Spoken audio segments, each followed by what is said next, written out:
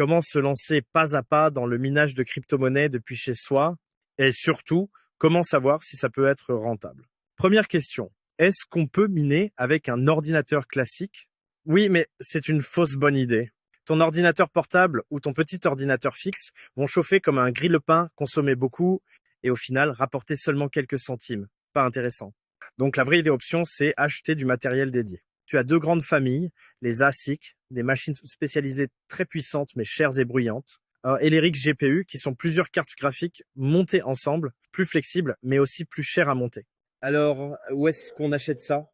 Les ASIC, tu peux les trouver directement sur les sites des fabricants comme Bitmain ou Whatsminer ou sur des marketplaces spécialisés.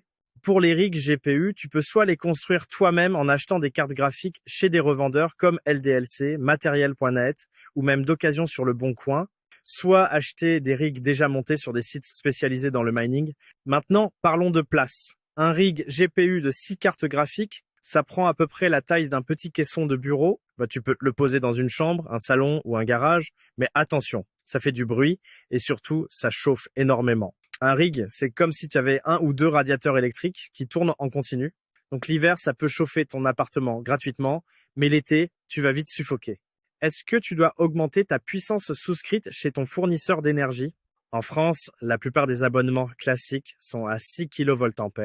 Un rig de 6 cartes consomme environ 1,2 kW en continu, soit un cinquième de ton abonnement.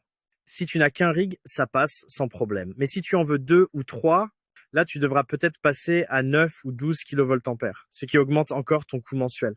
Parlons rentabilité en France. Prenons un exemple concret. Un rig GPU de 6 cartes consomme 29 kWh par jour.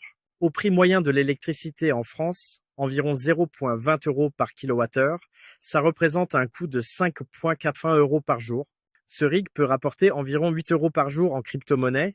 Résultat, tu gagnes seulement 2,20 € de profit par jour, soit 66 € par mois. Avec un rig qui coûte environ 3 000 € à l'achat, il te faudrait plus de 3 ans pour rentabiliser ton investissement, sans compter l'usure du matériel, ni les variations du cours des cryptos.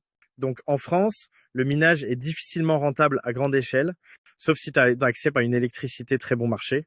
Certaines personnes trouvent des solutions alternatives, comme utiliser des panneaux solaires, mais ce n'est pas accessible à tout le monde. Et justement, petite anecdote, dans les pays où l'électricité est chère, certains mineurs ont été très créatifs. On a vu des rigs branchés sur des panneaux solaires, sur des éoliennes pour des maisons et même sur des générateurs qui tournent avec de l'huile de friture recyclée.